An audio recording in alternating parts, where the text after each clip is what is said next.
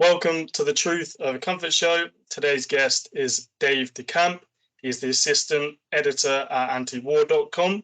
He's here to talk about US foreign policy, the Middle East, the war on terror, and of course, the war in Ukraine. I'm very pleased to have him here. How are you doing, Dave? I'm good. Thanks for having me. So before we get on, do you want to tell people a little bit about yourself, your work at antiwar.com, and how you got into this? Yeah, so I'm the news editor of antiwar.com, and I focus on covering the news.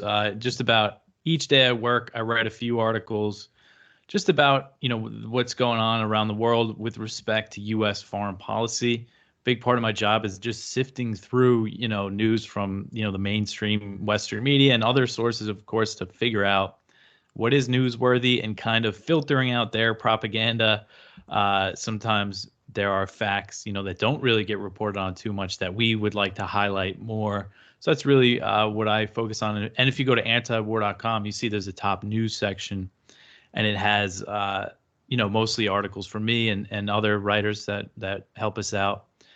And I think it's a pretty valuable resource because if people really, you could just see through so many lies if you just follow the news, because the way that they lie to us, it's kind of by leaving things out of context, by not telling us the whole picture. Of course, when it comes to the war in Ukraine, which is in most headlines today, they don't want to talk about the war before, the Russian invasion. They just want us to focus on this time between February 24th, 2022 and now.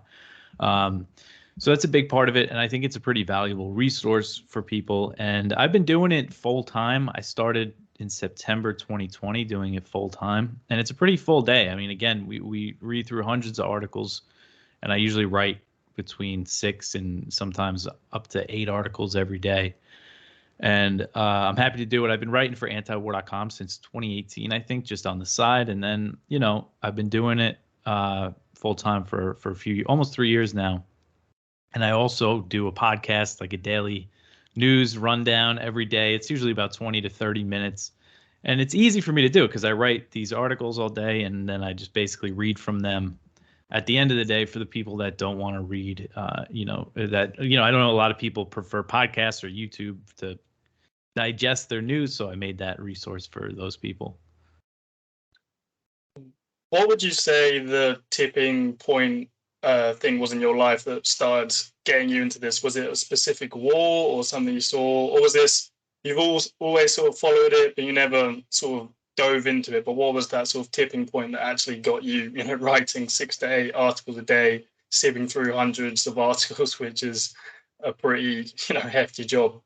Yeah, so the thing that really, so it was for a long time. I mean, relative to everything, no, probably not that long that I've been into all this. I trace it back to about 10 years ago when I first started reading about Israel and Palestine, because I wasn't taught, just in school and college, I wasn't taught anything about the situation, how, the Palestinians were displaced and the Nakba and how the U.S. supports all that.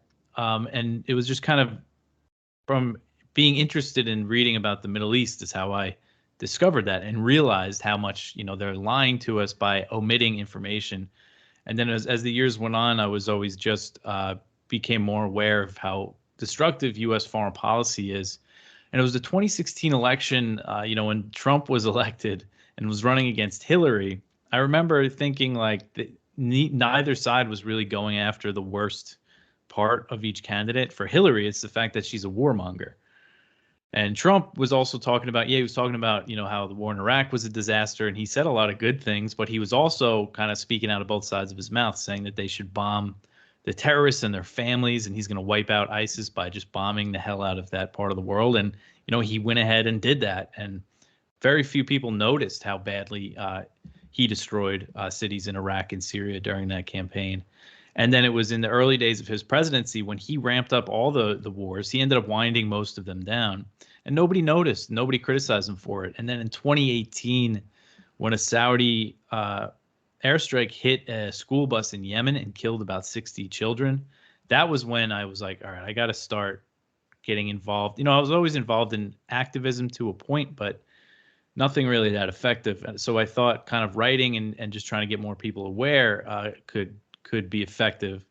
And it was that turning point because at the time there was all this nonsense about Trump and Russia, and Stormy Daniels was in the news, and nobody was covering this horrific war in Yemen that the U.S. was backing and facilitating. So that was really the point when I said, all right, I have to, start trying to do something here.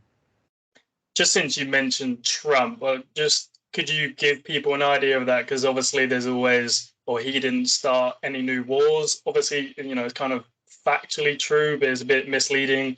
So could you just touch on how he did expand the wars further, obviously his bombing campaigns and everything? Yeah, so I think Trump, what he did in politics is pretty amazing now that there are a lot of right wingers that are like anti-war now, or at least against the wars in the Middle East and against funding this war in Ukraine, although a lot of them are pretty hawkish on China. But when it comes to what Trump actually did, again, when he first came into office, he loosened, all the rules of engagement, and that allowed a really increase in bombing campaigns, all over the place in Yemen. In 2017 was the year that the U.S. bombed Yemen the most, and this was against, they said it was against Al Qaeda, but at the same time the U.S. is backing the Saudis in a war against the Houthis, and Al Qaeda is on the Saudi side in that war. So it's just a disaster in Yemen. In Afghanistan, he actually bombed. They started tracking, the number of airstrikes in 2006 in Afghanistan, and I believe it was I think it was 2018 and 2019 that the U.S. from that, since they started counting in 2006, that the U.S. dropped the most bombs on Afghanistan. I mean, he really, while he was negotiating with the Taliban, which was good, he was really bombing that country. So also the war against ISIS, which destroyed the Syrian city of Raqqa, nobody really is aware of how destructive that was. There was actually reporting from the New York Times last year that showed all the civilians that were killed in that air war. So yeah, that was pretty much, and in Somalia, he also bombed Somalia more than any other president. So he came in, ramped everything up, but then he did wind things down a bit in Iraq and Syria. And in Afghanistan, of course, he did sign a deal with the Taliban that led to the withdrawal. So that's good. But he kept, up the airstrikes in Somalia on his way out. So, I think it is, again, like, I like the fact that people say that's a thing that people want to brag about, how Trump didn't start any new wars. People on the right, that's good, I think. But we still have to, look realistically at what his foreign policy was. And he was not a peace president, by any means. And he also increased, crushing sanctions on Iran, and he killed Qasem Soleimani, the Iranian general, almost brought us to the brink of war with Iran, and sanctioned Venezuela, backed a failed coup attempt there, increased sanctions on China. There's just a lot of stuff that he did. He started sending missiles to Ukraine. Obama didn't do that. He was the first one to take that step. So, we just have to remember this stuff and not so much remember him as a peace president, but maybe the least worst in recent years, you could argue.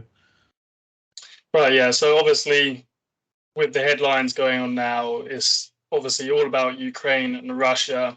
As you said, you write 6 to 8 articles every day, and lots of other people also do. So what is it we're not hearing that's going on in the world? And take your pick: Iran, Israel, Somalia, Syria, the earthquake, the sanctions.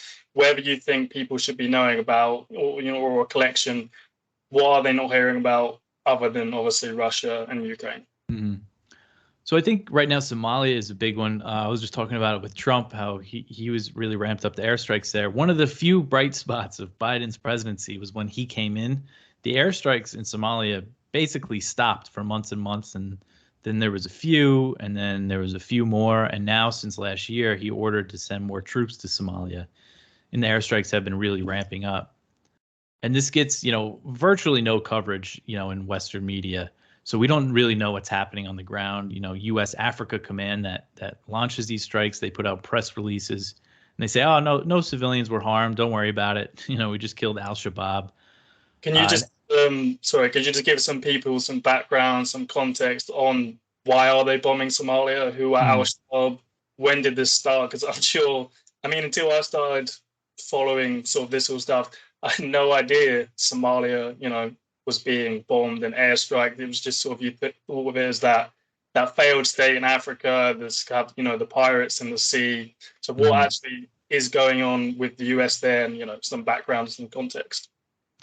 Yes, so the U.S. has been involved in Somalia for a very, long time, and really the current conflict right now, it traces back to 2006 when the U.S. they backed an Ethiopian invasion of Somalia. This was part of, the Bush's war on terror, because at the time in Mogadishu, the Somali capital, the people in power were the Islamic Courts Union, so they were a Muslim kind of coalition that ousted the warlords that were there that were backed by the CIA. So then the U.S. put support behind this Ethiopian invasion, and they got rid of the Islamic Courts Union. And then Al-Shabaab were the radicals among the Islamic Courts Union that, uh, turned to these, terrorist tactics, car bombings and stuff. The first recorded Al-Shabaab attack was in 2007 against Ethiopian troops occupying Mogadishu. So honestly, I'm not too familiar with how involved the U.S. was in the war during the end of the Bush administration and the Obama administration. I know they launched airstrikes, but when it comes to the fight against al-Shabaab, they were definitely involved, limited airstrikes, and they do control a good amount of territory, I believe, in central Somalia, al-Shabaab, north of the capital, Mogadishu. So the war right now, it's the U.S.-backed government in Mogadishu who has launched an offensive against al-Shabaab, trying to take some of this territory that they control. And al-Shabaab also, they are an al-Qaeda affiliate. They declared loyalty to al-Qaeda in 2012. So that's why, the U.S. military paints them as this huge global threat because of that. But again, this happened 5 years. They declared loyalty to al-Qaeda after fighting, the U.S. and its proxies for a long time. And it's pretty much widely accepted by, pretty mainstream thinkers and analysts when it comes to this war that al-Shabaab doesn't have any designs outside of Somalia, that they're not really a global threat. But anyway, this is what the U.S. military is focusing on in Africa. And so right now, this government has launched an offensive against al-Shabaab. They really ramped it up last year, and that's when Biden sent more troops. And we've been seeing more airstrikes since then. So the airstrikes are usually launched when the Somali government is engaged with al-Shabaab on the ground. And there's also militias that are fighting against al-Shabaab for the government. And they keep a tight lid on the information as well. The Somali government that the U.S. backs. They have all sorts of strict rules for journalists. So again, we don't know really what's happening on the ground, but there are big battles right now. And then they call in, a U.S. airstrike, and the U.S. Launches it for them. So that's the situation now. And there's all signs, that the U.S. just said the other day they're going to increase military assistance for Mogadishu. So we might see more of an escalation. Yeah, no, I think I remember reading in Scott Horton's book Enough Already, and the War on Terror about Somalia and Al Shabaab. I had no idea that was going on. Obviously, I was very young at the time, so I wouldn't have had a clue anyway. But how many people in America even know that the US is involved in Somalia? Is there many? I'm sure if I spoke to people in the UK at my age or older, I might even do a trial after this just to see, does anyone even know what's going on? It doesn't seem like it. This is something whenever I mention it to any of my friends or family, they have no idea. And nobody had any idea when Trump was doing it either. You would think that's something maybe the Democrats could criticize him for. And, some did, but very, very few. And again, a big part of the reason is because we're just not getting any information from there, and it barely gets any coverage. Is there actually any authorization to be there, to do airstrikes, to have the presence? So how I understand it is that they're using the 2001 authorization for the use of military force that was passed after 9/11 to justify this. And that was passed, before al-Shabaab existed. And that's what they used to fight ISIS too, which also didn't exist then. So it's this outdated authorization that's still justifying war, all over the place.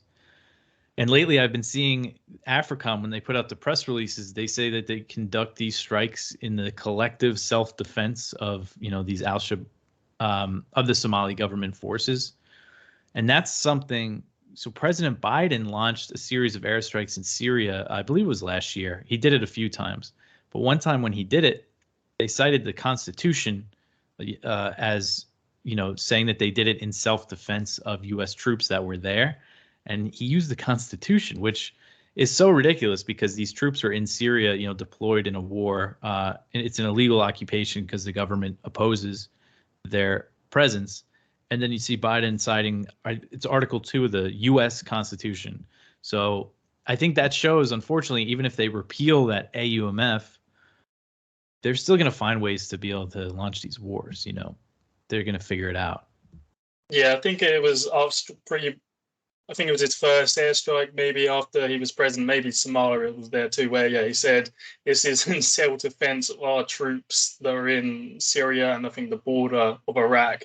And obviously are illegally there. Just since you brought up, do you want to talk a bit about Syria? Obviously, they're in the news because of the earthquakes. We've obviously also got Israel as reportedly obviously bombed the Aleppo airport.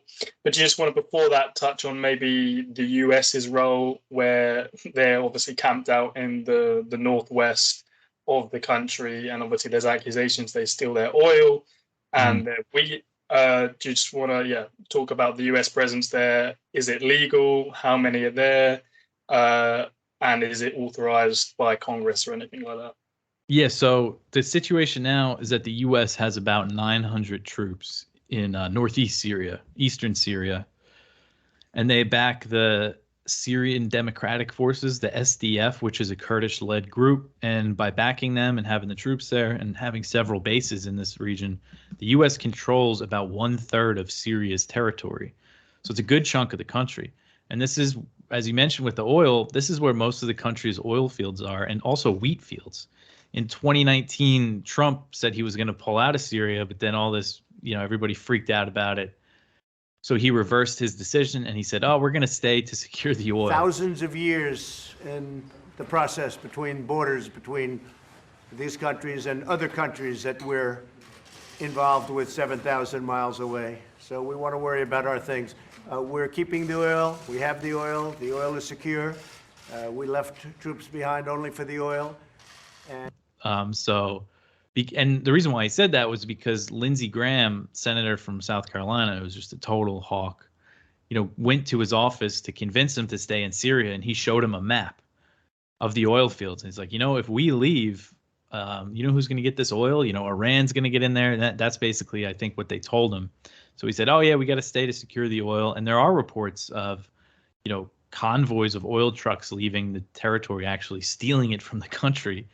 But it is denied to the government in Damascus, and it is part of the sanctions campaign that the U.S. keeps on Syria, which the U.S. has really cruel sanctions that they put on Syria in 2019 that are specifically designed. Actually, they went into effect in 2020, but they're specifically designed to prevent the country from rebuilding after war, after the war since 2011. They target their energy and construction sectors for that purpose. And this has been said by U.S. officials, have admitted this. Antony Blinken, the Secretary of State, said in 2021 that it is U.S. policy to oppose the reconstruction of Syria. So of course it's going to hurt the Syrian people. There's no way around that fact. And just to touch on that, just to back you up, you can hear, I'll put it in the show notes, a clip of Dana Stroll. She's at a think tank where she talks about the US policy on Syria, and she literally uses the words, the US military owns 1/3 of Syria right now. It's in the agriculture center, the part where there's all the hydrocarbons. She's like, this is discussion in Washington. And then she says we can use our leverage to block any reconstruction, and Syria is literally, quotes, rubble, and that we can block other countries normalizing relations and blocking their embassies basically. And then a couple of years later you can hear I think at the Senate saying the US is there to fight ISIS. But when she was at this think tank, it was all about how we can basically crush the Syrian people, block reconstruction, like you said, which is obviously going to affect things like now with the earthquake. Yeah, and that is really what it's all about. They say it's about ISIS, but there's only really ISIS remnants in Syria. They actually have stepped up their fighting against Syria, it looks like, the U.S., but it is all about this campaign against Syria, against the country, and they're just trying to keep it broken apart They don't want to accept the fact that Assad, won the war and that he's not going anywhere. And you mentioned normalization. They oppose countries normalizing. So after this earthquake that hit about a month ago, that's killed thousands of people, I believe 60,000 in both Turkey and Syria. It's more so in Turkey, over 6,000 in Syria. But of course, U.S. sanctions, impeded the relief effort, even though they denied, initially they said, no, it's not going to impede it. But then they issued a 180-day sanctions exemption, which, it's good that they did that, but, that's not enough. UN experts and other people have said that, they need to fully lift the sanctions in order for it not to affect the relief.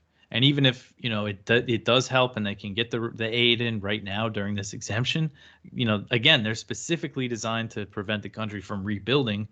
So obviously, when they come back into place, they're not going to be able to rebuild from the earthquake. And you mentioned Israel. So Israel launches airstrikes in Syria pretty frequently. Just last night, there were reports that they bombed the Aleppo airport and shut it down.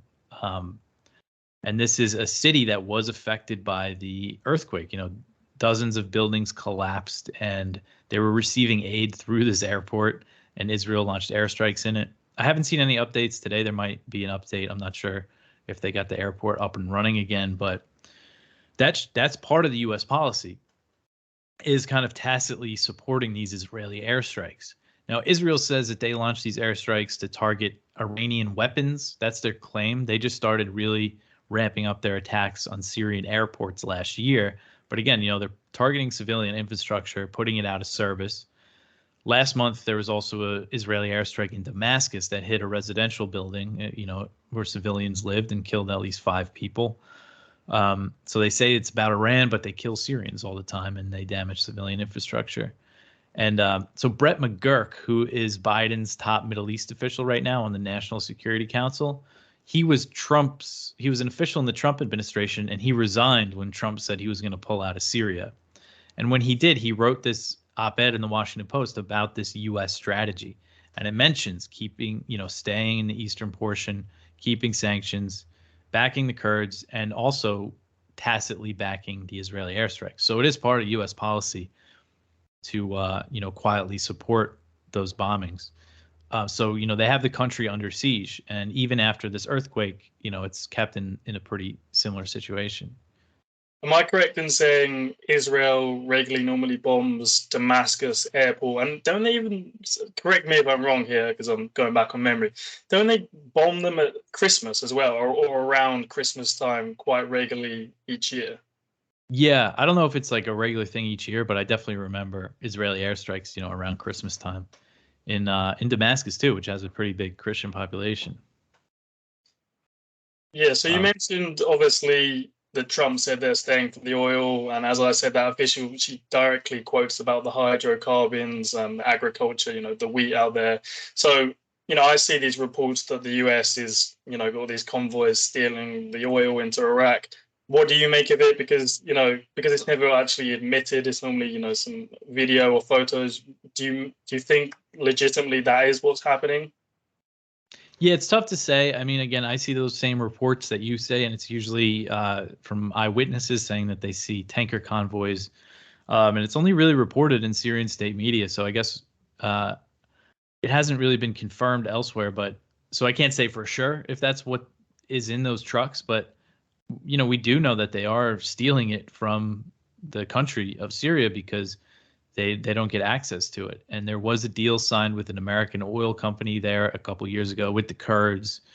But yeah, is the military actually taking it to ship into Iraq to use it somewhere? I'm not really sure. I don't know why they would ship it to Iraq, but again, I'm not in a position to say that it's not true. It's just, it does sound like there's a good chance that that's what's happening. So since we're discussing the topic of sanctions, and obviously the one on Syria are pretty cynical, like the civil war with, obviously the Russians, the Syrians, and then, the other side, obviously Assad came out on top, and these sanctions are basically just to keep Syria under like siege, basically, to not be able to reconstruct and become, actually have a good economy. What do you make of sanctions? What should people think about them? Because I'm not sure how many people really see them as warfare. Do they actually work? Because they obviously sanction the government, they sanction Putin, or they sanction Assad, but obviously they're still living the high life. It only really affects the people of the country, the economy. Is really the objective to keep down the people so they rise up and overthrow the government? Because they obviously say it's to punish the government. The government is never really punished. It's always the people. And I remember even seeing, obviously there's been sanctions on Cuba for over 60 years. And there was like a memorandum just before they put them on, just before the Kennedy years. And they literally talk about how the point of them is to make the people desperate, so hungry that they eventually overthrow the government. So is that the state goals? Because obviously people have been, backing the sanctions against Russia to punish them, and I'm sure they don't see it the same way that the officials in the government really know how it functions. Yeah, so it is an important point for people to understand, especially people, Westerners and whose governments, are involved with these sanctions, is that sanctions really are not, a peaceful alternative to war. It's just a form of economic warfare. Because if you put yourself in a Russian's position, I remember after the U.S., put a bunch of sanctions on Russia after the invasion of Ukraine, which ended up not really hurting them too much. They were preparing for it, and they've still been selling a ton of oil to Asia. But anyway, after they did that, President Biden came out and said, oh, these sanctions are destroying the Russian economy, bragging about how they were going to, make the Russian economy much worse. And if you're in Russia, if you're just a regular Russian and you see, a foreign leader saying that as your bills are going up, as you're struggling to afford things, and you see, the president of the United States bragging about hurting your economy. I mean, how else are you going to look at that as anything other than war? So, and when it comes to, why do they implement them? You mentioned, I think it is, the thinking is that they could get people to, rise up and overthrow the government. Officially, they say it's to hurt these governments, but they have to know at this point, because there's a long history of it. And Cuba is the best example that, the government hasn't changed and only the people have suffered from the sanctions. And it's over 60 years later. And they have to know that they hurt civilians, because there's all this evidence of it, and it's just what happens. So I guess that probably is maybe their line of thinking, is that, get the people furious enough to rise up. But it doesn't happen, again, because it gives these governments, a foreign boogeyman to blame all their problems on. That's what all the government, in Venezuela, Cuba, Iran, look at their rhetoric. Everything is, we're being, attacked by the U.S. And they're not wrong. I mean, it's obviously not the reason for all their problems, but these sanctions have a pretty huge effect on these countries, especially, some of them that were integrated into this global system, and then the government changed and the U.S. didn't like their government, and they just threw all these sanctions on them, putting them under embargo. Of course, it has a really bad effect. So Americans have to think about, like, again, if another country really had the power to do that and we saw them bragging about it, so it just shows that they are really foolish. And I think it's kind of a hubris thing, an imperial hubris by the U.S., that why they use these sanctions, because they use them all over the world. They always resort to sanctions now. There's just so many countries and officials under sanctions, and it's just not a good situation. Well, you said obviously because it's been done so long, they must know it does hurt the people. Could you not say, on the other hand, they've done it so long, they must know it's counterproductive, because the people, again, the government can say, look, the US government is sanctioning us, it's destroying our economy. People rise up, they see the president obviously being smug about this. So if they know it's counterproductive, is it just purely to keep these countries down? Is, if we can't overthrow these governments, we can't get authorization for this war, there's no, public support for it, well, at least what we can do, we just keep sanctions on them, make sure the government doesn't, flourish, and just play the player game. Do you think that could be maybe a possibility? Yeah, definitely. That's probably exactly what they're doing with Syria. I mean, because it's very clear that Assad's not going anywhere, but they keep these sanctions on, and they're saying that they oppose countries normalizing with Assad. The State Department just said the other day that they're against any other country upgrading their ties with Assad, even if it's related to helping them out after the earthquake, even if it's related to earthquake relief. So yeah, they definitely know that, that dream of regime change in Damascus is over, but they're just trying to keep the country down. I think that's definitely a fair thing to say. One more point about Syria, I just want to mention, the House recently just voted to keep sanctions on Syria after the earthquake. I believe the vote was 414 to 2. Only 2 people voted against it. And it's because they disguised it in this resolution that said, oh, we support we want to express our condolences for the earthquake victims, but Biden should keep sanctions on Syria was what it said at the bottom of the resolution. So that's really horrible. And I think it shows how little of a priority this is for anybody in Congress, that they wouldn't think twice about voting for something like that. But there is another resolution that was introduced in the House that's going to be voted on Wednesday. If if you have any American listeners, they could call their House representative and tell them to support it. It would direct President Biden to remove U.S. forces from Syria within 180 days of it being passed. So it's good to see. It was introduced by Matt Gaetz, who's a Republican from Florida, real MAGA Trump guy. But from what I understand, it's going to get a lot of support from progressive Democrats.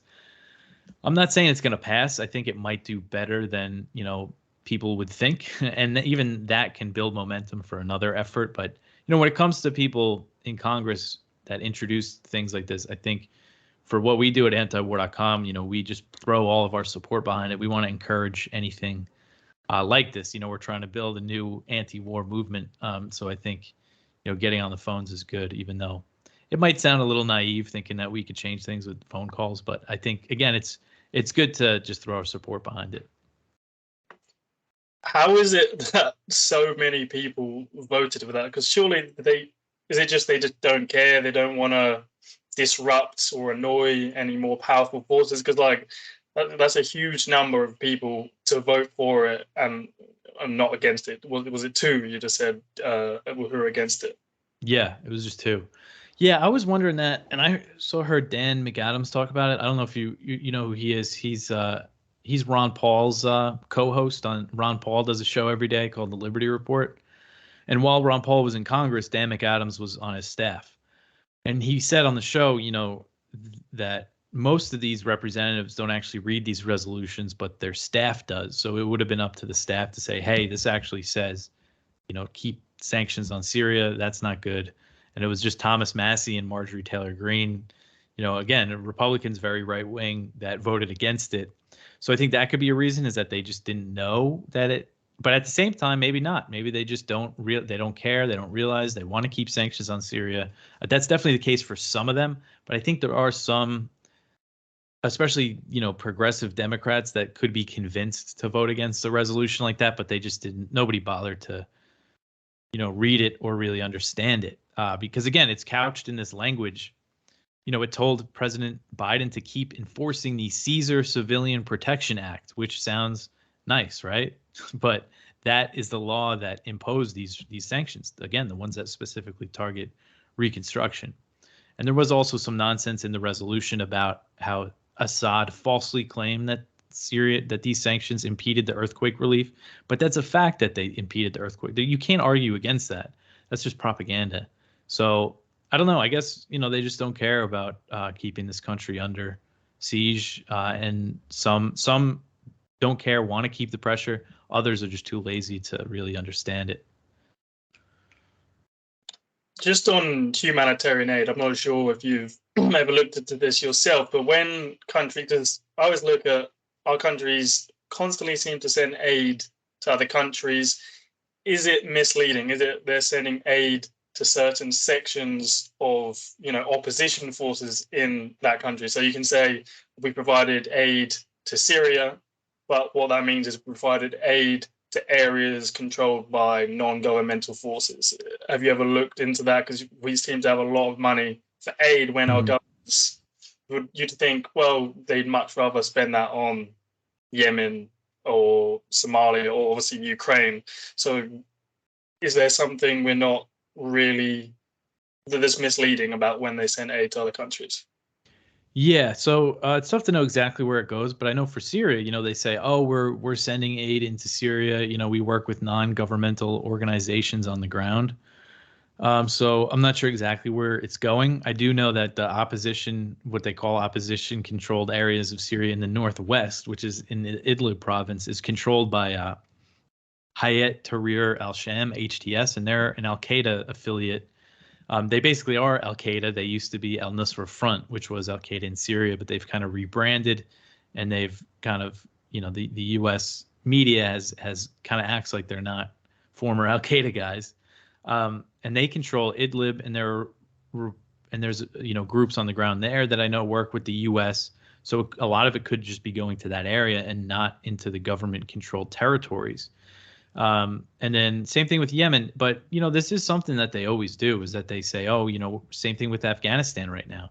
They provide aid, but really the best thing, if they really wanted to help these people, lifting the sanctions would be the best thing to do. But it's all part of this kind of just the way that U.S. foreign policy works. They just want to act like they're helping and like they're this force for good in the world, when really, their intervention, stopping their intervention can help much more, especially in Afghanistan. I mean, right now, since the Taliban took over, the U.S. has that country under sanctions. They seized their central bank funds, and people are starving. There's a lot of people facing famine, and the situation's really bad there.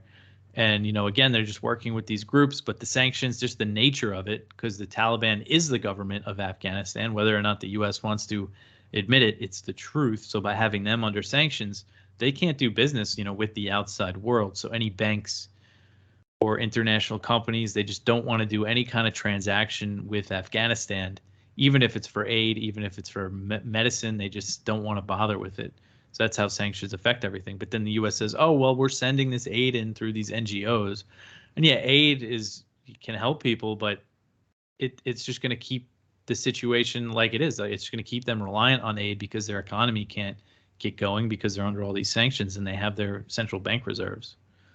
And obviously, with sanctions, the way you hear it, most people might even think about it, is as if it's international law, but it's obviously just the US, probably normally the UK, and other NATO and NATO allied countries who are actually sanctioning them, which means companies around the world are scared to even go near it because they're scared of the consequences from the US of being sanctioned themselves.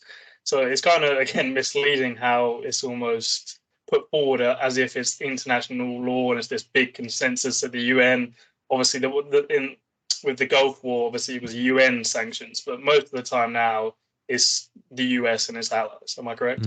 Yeah, you're right. One situation that it's a lot of UN sanctions is North Korea. Afghanistan too, actually, because the Taliban leaders were all under UN sanctions. So but it is mostly, unilateral sanctions imposed by the US and its allies. And that's why there's this UN official who writes reports about the impact of U.S. and other Western sanctions on countries. And she's, the UN official special rapporteur, as they call them, for unilateral coercive measures, because that's exactly what these sanctions are. Am I again correct that you might not know, like the oil being stolen out of Syria in the convoy, that the US Navy intercepts ships from maybe Iran sending aid or weapons to Venezuela or Lebanon or Yemen, and the US Navy kind of literally like pirates take it off them? Is that something that you've seen over the years? That does happen. They actually have taken, so because this is another counterproductive, you would think counterproductive effect of these sanctions is that countries that are under them, like Russia and China, grow closer together. They're kind of creating this anti-West, alliance in the world. And two of those countries are Venezuela and Iran. And a few years ago, Iran started selling, Venezuela needed gas. They started selling them gas for gold. Gold is a currency the U.S. sanctions can't touch. But what the U.S. did was they just stole these shipments of gas and I believe some oil. I'm not sure exactly how they did it. I think what they did was, they imposed a bunch of sanctions on the shipping industry, and I think they convinced the captains or the insurance companies or whoever, the ship owners, don't send these shipments. If you send these shipments to Venezuela, it's going to be bad news for you. And they got these ships to go to the U.S., to go to Texas and discharge the gas. They did it recently with the ship that was anchored off the UAE that had Iranian oil. They just took it and sold it. So just stealing it. So yeah, that's definitely piracy. It's not exactly done how it used to be, but I can't really think of another word for it. Yeah, I'll chuck down the show notes, but just to confirm, this is, spoken about in the mainstream media. This is kind of admitted. The UAE example. Yeah, I could find that for you and send it to you after we talk, because that was during the Biden administration. The Venezuela stuff was mostly during Trump. After they put all the sanctions on Venezuela. Just before we move on to Ukraine for our last 20 to 30 minutes, before the war on terror becomes sort of a faint memory of, obviously everyone's going to remember the Iraq war, the wars that happened, but not exactly how destructive it was. Can you just talk about what were the most destructive factors of that? You could pick out certain examples, because there's so much to talk about. You have obviously the drone wars in Somalia, Pakistan, Yemen. You have the war in Afghanistan, Iraq, Libya, Syria. If you want to chuck it into one boat, you obviously have the torture, everything to it. So, what would you want to make clear in people's minds so they don't forget about the war on terror? Yeah, I mean, the legacy, it does just go beyond the people that the U.S. killed in their drone strikes, and obviously by invading Iraq and just in that war there, how it did destabilize, the whole region there by, the civil war in Syria. They call it a civil war, but it was really a proxy war against the Syrian government that was pushed by the U.S. and its Gulf allies. That probably never would have happened if the U.S. didn't invade Iraq and destabilize it. Then you had the Sunnis that, opposed the U.S. occupation go into eastern Syria, and then that became ISIS. And of course, the U.S. also funded, groups with ties to Al-Qaeda in Syria. And it's just the effects of it. And 500,000 people died in the Syrian war, I think is the conservative estimate there. So how it had this huge impact, and how tens of millions of people were displaced from their homes. And if you look at the drone war in Pakistan, that was a pretty short time, but they killed about, I think, 50,000 people. They were killing the Tariqi Taliban there. And Libya, of course, was also part of it. So yeah, it's not just the invasion of Iraq and the drone war. It's just all of this impact, and Yemen's part of it too. It really does kind of fall into the same category, even though they're kind of on Al-Qaeda's side in that war. Just the nature of U.S. intervention in the region, post 9/11, has just been so destructive in so many ways. Yeah, with the Yemen war is probably one of the most, again, with Somalia, I don't know how many people would even know it's happening around the world. The UK, the US, and France, but mainly the US and the UK, are completely obviously arming the Saudis. They're refueling them. They're there as advisors. I mean, you can see it in the British parliamentary questions. There's 3 RAF employees embedded with Saudi Arabia who are meant to help them with their airstrikes to stay within international law. And obviously, you mentioned earlier about when the Saudis bombed that school bus that killed 40 to 50 children. What are those 3 RAF British troops doing there? Are they part of that to keep it international law, or are they just there so the British can say, we're keeping them in check? But we pretend we're not obviously part of the coalition, but we're literally doing everything we can. There was a Channel 4 piece in Britain, and it talked about how BAE Systems, which is the biggest arms dealer in the UK and Europe, and they had about 6,300 employees just in Saudi Arabia to support with obviously refueling it. Yeah, I can send it over to you. It's in 2019, and there was this ex-MOD or BAE Systems guy that he said, if we weren't there, they wouldn't have a plane in the sky within 7 to 14 days. Yeah, it really does show how involved they are. And that's what everybody said, if the US and UK and France cut off their support for the Saudis, they wouldn't have an air force. They wouldn't be able to launch this war. The one good thing about Yemen right now is that there was a ceasefire last year, and the Saudis haven't bombed Yemen since then, and that was March, so a year ago. It's been about a year since there's been Saudi airstrikes, and it looks like they're nearing a deal with the Houthis from the reports I've been reading to end that war. It would really help if the U.S. cut off support. Then it would have made this happen much quicker. But it does look like it's winding down. But then I just saw, there was a couple U.S. drone strikes in Yemen against Al Qaeda this year. So it looks like if that war is settled, then the U.S. is going to ramp up the terror war against Al Qaeda in the country. Unfortunately, doesn't seem like we can really get a win, anywhere. But still, I think it's good. There has been a big relief for the people of Yemen, so hopefully they lift the blockade fully. It's been eased somewhat, but still, people there, it's just a really horrible situation. Yeah, what are the latest statistics on that? How many people have died? And you hear a lot about cholera, and a lot of children are actually dying in Yemen. I think the last time I checked, it was like 377,000 people had died. A lot of them children. Obviously say that's because of the Saudis, UAE, deliberate bombing of civilian infrastructure.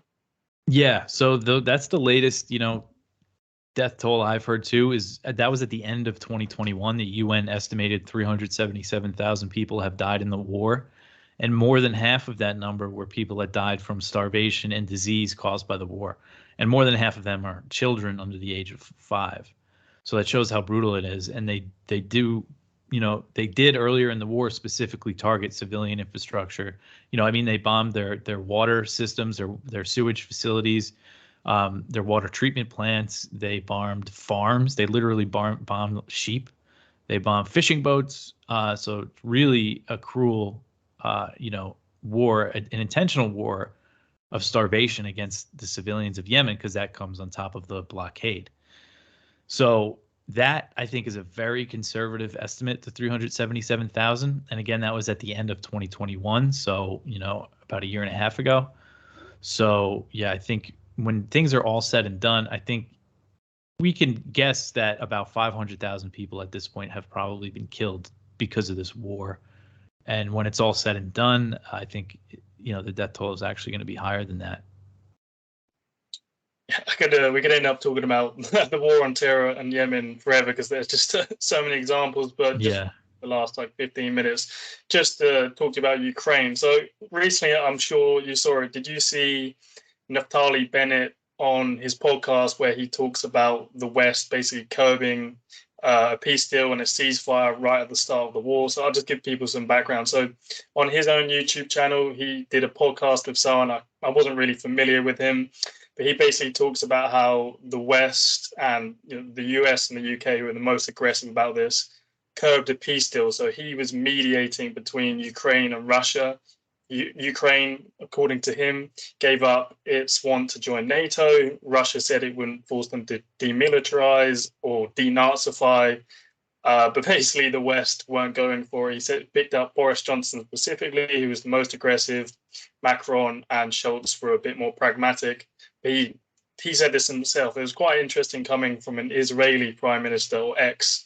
It was during COVID and the lockdown years. So it was interesting to see him say that. What did you make of it?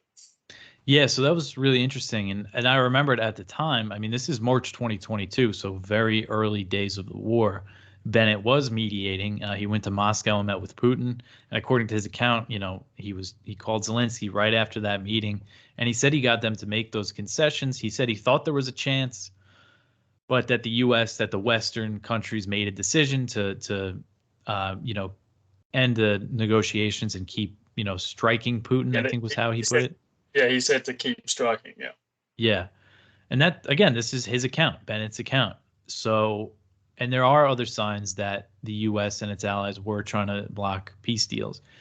It's not even really that important, I don't think, if he was really close to making a deal. I think the important part of his story is just the fact that these Western countries opposed it, that they wanted to keep the war going, because I think it's very clear that they did if you look at the early days of the war. So Bennett stopped, but that wasn't the end of Russia and Ukraine negotiating. They met in Istanbul at the end of March 2022. Then they went back to their countries and they kept up virtual discussions. And there were reports at the time that said there was a deal on the table. that Russia would have withdrawn to the 2014 lines. Ukraine would have declared, neutrality, and there was other details that still needed to be worked out. But that was the gist of it. Those were the main things. And Boris Johnson then flew to Ukraine, and he was in Kiev. And according to his own account, he urged Zelensky not to negotiate with Putin. And then, according to Ukrainian media, this newspaper, Ukrainska Pravda, this visit was a big factor in Ukraine's decision not to negotiate. And according to that report, Johnson specifically told Zelensky, even if you want to sign a deal with Russia, we don't want to. And then fast forward a few weeks later, Turkey, their foreign minister, said, yeah, I thought, they were going to reach a deal. Turkey was optimistic about it. But then I realized that there were, some NATO countries that want to see the war prolonged so they can weaken Russia. Just a few days after that, Lloyd Austin, the U.S. Secretary of Defense, said one of the goals in this war is for the U.S. to weaken Russia. And right after that was when the U.S. passed their first really big $40 billion, aid package for Ukraine. So it definitely looks like that was their plan. They wanted this thing to keep going in the beginning, which, Sorry, carry on. I was just going to say, it shows, that the U.S. is not some innocent bystander in this war, as some people like to portray it. Yeah, so I was just going to ask, what are the US's or the West's goals here? Is it purely, is it even, because there's a debate, are they sending this arms so Ukraine can defend themselves, or is it a proxy war? I mean, should we be talking about, is it a proxy war? Are we pretty much at war with Russia? I mean, some of the language that you've heard from officials is they're fighting on behalf of us or for us, and we're in a direct engagement with Russia. I mean, I had Matthew Ho on previously, and I asked him a question when the proxy war in Syria was going on, were the tensions this high? But it seems like with the war now in Ukraine, it's on another level of how direct the confrontation is. Yeah, it's really dangerous, what's happening here. And, the U.S. is funding this war right on Russia's border. And what their goals are, I think, different people within the U.S. government have different ideas. I do believe that there are some really hawkish elements that want to see Russia lose the war, want to see Russia destroyed and broken up, which is just, insanity considering that Russia has the world's largest nuclear arsenal. That's why this whole policy is insane to begin with. This is a position I could have never imagined, we would be in. I always knew that Ukraine was a big issue and something like this could happen, but to the extent of which the U.S. has gone in on this, they've authorized to spend $113 billion so far in this war. They're giving Ukraine all this advanced equipment. They're not just giving it to them. They're training them how to use it. They're providing them with the intelligence and the targeting data. Apparently, with these HIMARS, which are these advanced rocket systems that are precision-guided artillery, basically, Ukraine gets an idea of what they want to hit, and they call the U.S. and say, hey, can you give us the coordinates for this? And the U.S. says, here you go. And then they launch the strike. And now there's been all these attacks inside Russia now, drone attacks, sabotage groups, and it looks like the U.S. could be backing these attacks inside Russian territory. So we're risking, nuclear. There's been a lot of experts that have said the chance of nuclear war is higher now than ever before. President Biden himself said it was greater now than any time since the 1962 Cuban Missile Crisis. But others have said, this is the greatest chance ever. And Russian officials have made clear, if you really do try to attack Crimea, let's say, we're willing to use nukes to defend, if the existence of Russia is threatened, is what they say, and that's what their military doctrine allows. They could use nuclear weapons if they feel there's an existential threat. And it's clear that losing this war is an existential threat to them. And now, where things stand now, we could talk about that on the battlefield. I don't follow the battlefield stuff too closely, but I do just kind of keep track of it, the broad overview of where things stand on the battlefield right now. And really what's happening is that there's this continuous battle over Bakhmut, which is a small city in Donetsk, which is in eastern Ukraine. Russian and Ukrainian forces have been battling over this city for about 8 months now. And Ukraine has been taking very heavy losses. They're claiming Russia has also been taking heavy losses. Both sides have kept a really tight lid on the casualty numbers, which is just so it's really hard to know exactly how many people are dying.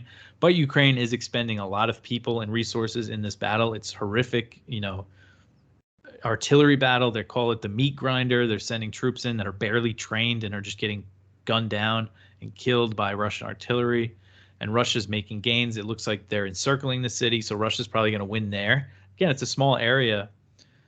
And then it's not clear what's going to happen over the next few months. The U.S. is pushing Ukraine to launch a counteroffensive. So it risks, a pretty big escalation over these next few months. What do you make of Russia's retaliation? Because obviously the US and the West is heavily involved. Russia obviously knows this. Obviously the Nord Stream bombing, which seems pretty clear it was the US or at least one of our, allies. Do you think Russia's been restrained in hitting back? Is it because they can't really obviously ever hit the US itself? What can they really do to retaliate except escalate in Ukraine, maybe make more threats like with their nuclear weapons arsenal? What do you make of Russia's restraint or not restraint so far? Well, I think it's fair to say that we are at this point relying on Russian restraint not to escalate this thing into, a World War III. That's just the reality. It doesn't mean that they're restrained in launching this war in Ukraine, but when it comes to, they're not responding in a way that could provoke a direct conflict. The U.S. and its allies are doing things that could, but so far Russia hasn't taken that step.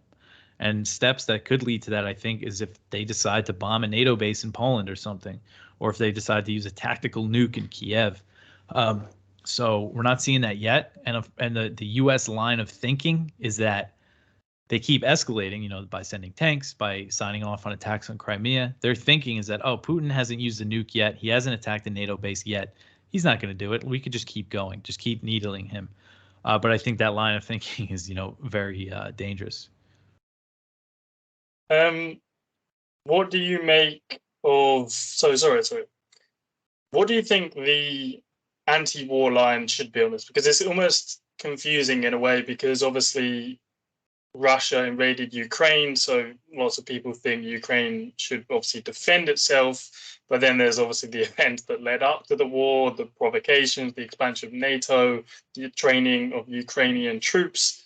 But then does that justify, some people almost seem like they're justifying what Russia did because of what the West did. Obviously, you could say they're both wrong. So what is the anti-war position? Because it does almost become confusing, because Russia was the one who invades, but sometimes it feel like Russia gets too much slack and it's almost been let off the hook because of Western provocations. And again, you can see both as bad. It doesn't have to be obviously one or the other. You can stand against NATO expanding and training Ukrainian troops. Obviously, the allegations that obviously the US did a coup in Ukraine in the first place, and at least meddling and support for that.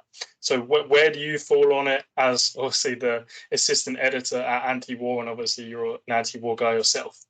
Yeah, so I mean, it's a good question, because it's definitely, confusing to people on the outside that might look and say, oh, why are these guys so focused on, the US and NATO when Russia is the one that launched the invasion? And I think our role, especially as Americans or people in the UK, is to oppose our government's, intervention is the top priority. That's always the way it should be. And, that's the thing, is that we've been warning about this for years and years, and not me, but people, decades ago writing for antiwar.com, warning of expanding NATO, that it's going to lead to a war like this. And of course, we don't justify Russia's invasion. I mean, how many people are dead now because of it? How many civilians? And, that country is destroyed, and it's a real tragedy. So we don't have to justify the Russian invasion. There are some people that definitely do, go too far in that respect, I think. But I think our position as anti-war, Westerners, is to oppose, and be clear about the fact, again, that the U.S. and NATO aren't just bystanders. They're fueling this conflict. Educate people about those early days of the war, when there was a peace deal. Tell them about the coup in 2014, the war in the Donbass that was going on for 8 years before this, that the U.S. was supporting, which was right on Russia's border. because we're going down a similar road with China right now. By the U.S. is really increasing support for Taiwan and building up in the Asia Pacific. We're going to repeat this same mistake if people don't wake up to it. So I think that's what we have to focus on, but also kind of be patient with the people that say, of course, Ukraine has a right to defend itself. I'm saying the U.S. shouldn't be involved because it is fueling this war further. I mean, if you just look at the situation now, there are signs that the Biden administration is thinking about winding this thing down. If they do, and if Russia agrees, which seems unlikely right now, they seem kind of bent on victory on the battlefield because I think they've given up on trying to negotiate. But let's say they do in a few months. Ukraine's going to lose much more territory than they would have if they agreed to a peace deal in the beginning of the war or before the war, if they agreed to fulfill the Minsk Accords that would have ended the civil war in the Donbass. That's kind of, I think, a big point that we should stress, too, is that, in the early days of the war, we were calling for peace talks, the U.S. to not support them, and we got a lot of backlash from people saying, we were pro-Russia and all that nonsense. But the truth is, we saw what was going to happen here. And what's happened now, again, is that when these peace talks do happen, Ukraine is going to have a lot less leverage than they did, in the first week of the war.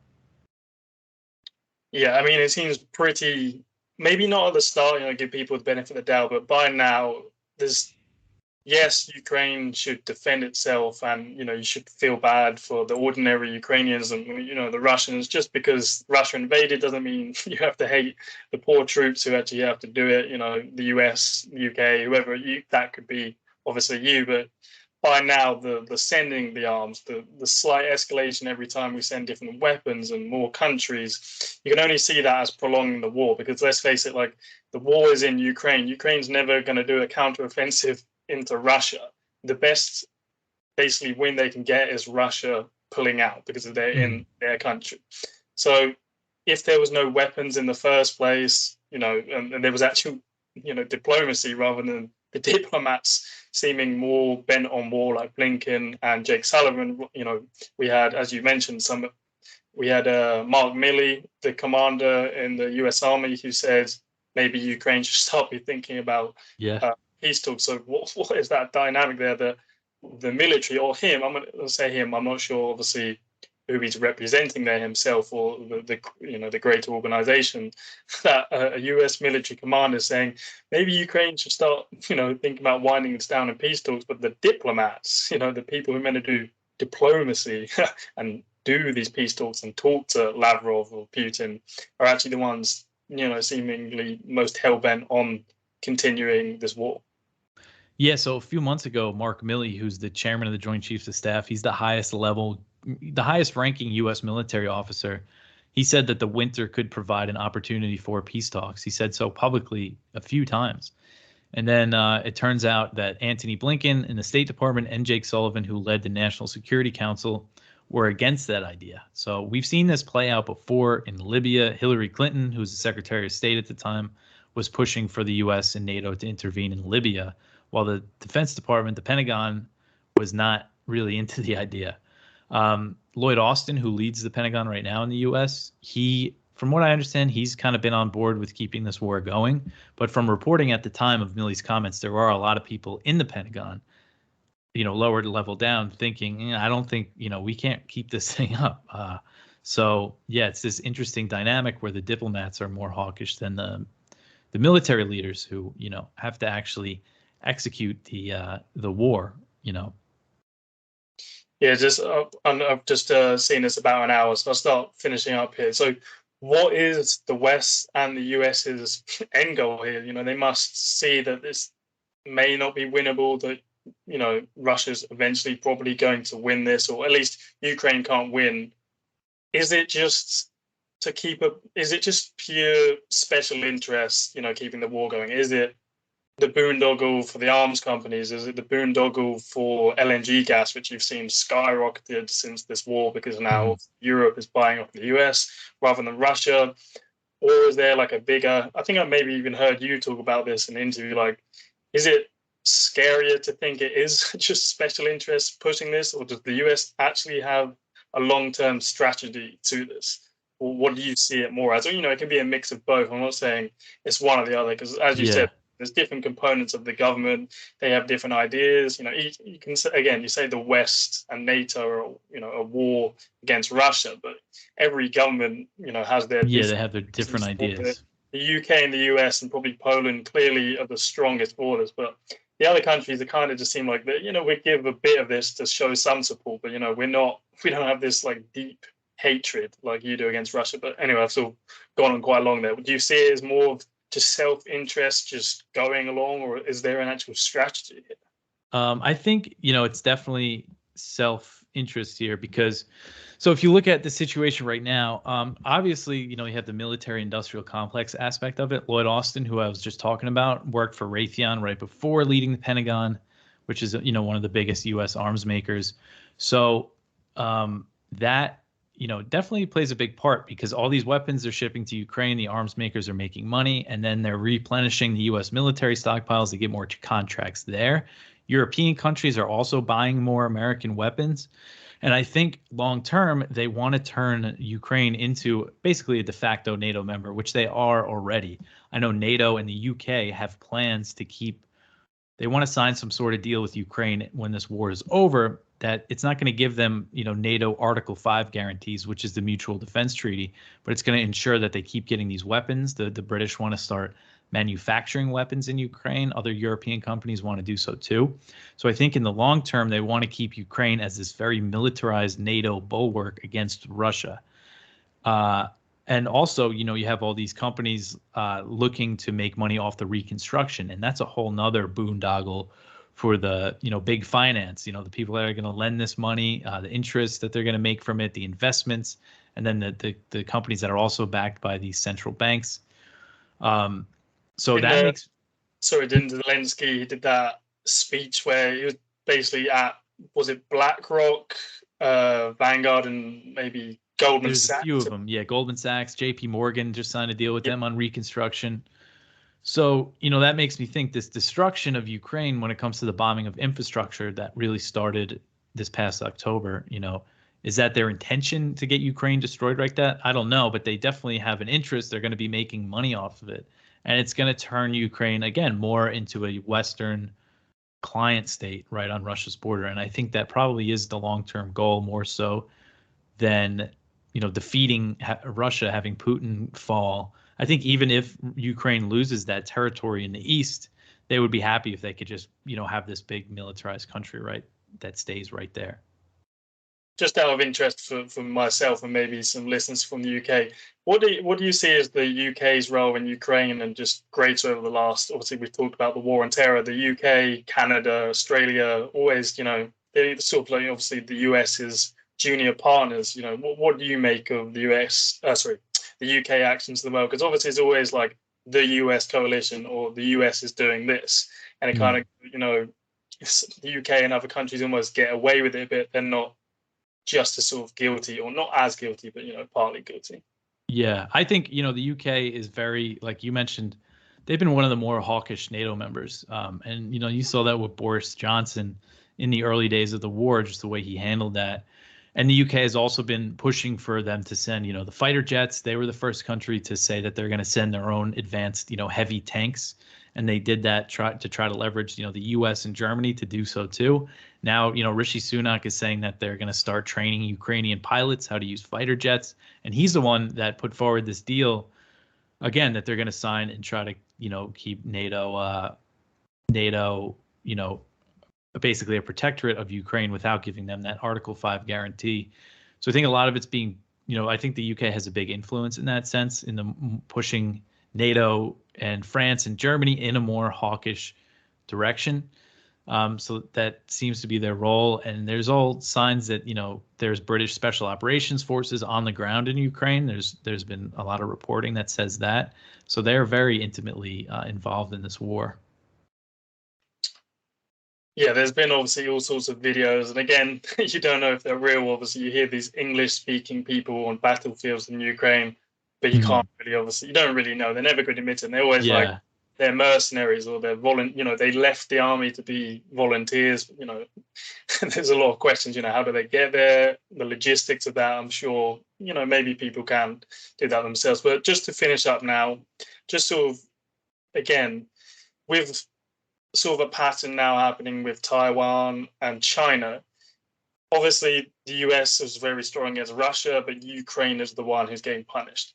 Shouldn't countries like Taiwan, Japan, and even Australia be looking at that and thinking, the US makes all these provocative actions and wants us on board, but at the end of the day, it's our country's infrastructure and our troops who are actually fighting it. So surely Japan and Taiwan, and maybe not Australia, but surely they look at it and go, the US isn't obviously actually protecting them on the ground there. They're arming them, but we're doing the heavy. Yeah, I agree. And, if I have to run after this question, but so if you look at the situation right now in the Asia Pacific where the US is building up and they just convinced Japan to double their military budget. They're going to buy all these new missiles. The US is expanding bases in the Philippines. They're going to send a few hundred troops to Taiwan, which they haven't done since way back in the day before they severed formal relations with Taiwan.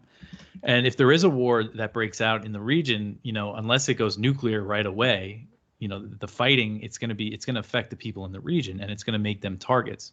That's why people in Okinawa are so against the U.S. military presence there, where most of the U.S.'s bases in Japan are in Okinawa. And during World War II, the Battle of Okinawa killed hundreds of thousands of civilians on that island. And they don't want, that to happen again. And, it's going to be a huge target if this war does break out. And same thing with Australia. The U.S. is sending more bombers there. They're signing these deals. So, yeah, that's what they do have to think about. And hopefully in this upcoming election in Taiwan, the people choose the less hawkish party, because right now the Democratic Progressive Party, who's in power, is more independence leaning, and they're more hawkish. I shouldn't say more hawkish, just more, against Beijing. And then the Kuomintang, the main opposition, favors friendlier relations. So there's a chance if they win the election in 2024 that things could change pretty significantly between the U.S. and Taiwan relationship. Okay, I'll let you run. You've given me an hour, 11 minutes, so I'd like to thank you for coming on. Dave Decamp, he is the assistant editor at antiwar.com. I'll put obviously all your links, your Twitter, antiwar.com, everything I can in the show notes. But again, thank you for coming here and have a nice rest of the day. Yeah, thanks for having me on.